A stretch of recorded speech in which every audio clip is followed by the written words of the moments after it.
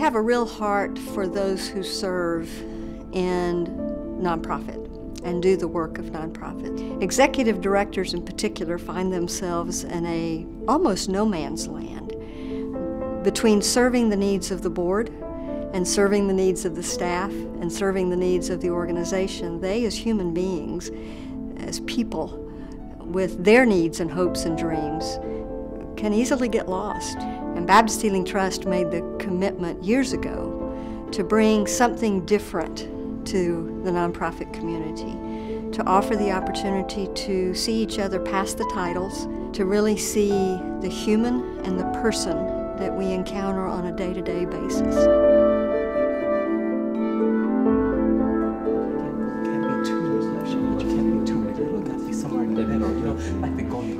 I looked at my executive director where I used to work and I thought, who supports them? I mean, they can't go to their board really with the true issues that are going on. They can't go to their staff, and who supports them? And so speaking with Kathy Self over the past 5 or 6 years, creating a space where executive directors can come and support each other. How do you create this space in a business-like setting and use it to create trust, to create community, to build bridges of empathy and deeper understanding of each other? So this is an opening, and I'll read this once. This is by Judy Brown. What makes a fire burn is space between the logs, a breathing space. Too many logs packed in too tight can douse the flames as a pail of water would. So building fires requires attention to the spaces in between as much as to the wood. I think we could all work all day, every day, trying to get everything done that we have to get done, whether it's grant administration, carrying out our mission, whatever it may be. And creating that space is critical because that's where we think, and I know personally that's where I grow as a leader and am able to actually lead instead of administer the duties of executive director. Having an opportunity to learn from other executive directors and CEOs has really given me an opportunity to develop personally so that I'm a better leader at this point. It's transformed my leadership ability in my organization and has allowed me to be a more complete leader. It has given me the confidence in talking about issues with my peers that just supports me in a way that leaders and executive directors of nonprofits don't get from anybody else. I was captivated by the idea of a place that would help deal with my feelings of being burnt out, tired, isolated, and in need of refreshment. I knew that I needed to be in a place where I could think ahead, be strategic, and have a perspective that was bigger picture. Good morning. My name is Laura Berland. I am the CEO of Renewal House here in Nashville. We do family-based treatment for women and their children where their family is struggling with addiction and mental health issues and poverty and usually a host of other barriers. That work is really, really hard.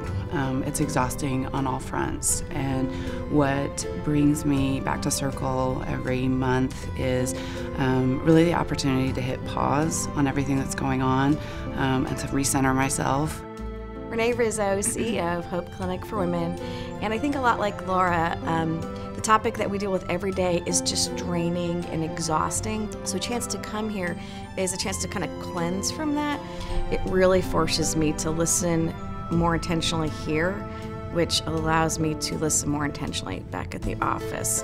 This program is the safest and most natural way for you to grow as a human being and grow as a leader. It feeds your soul. It gets you to slow down and be thoughtful and listen. And I mean really listen and be really present.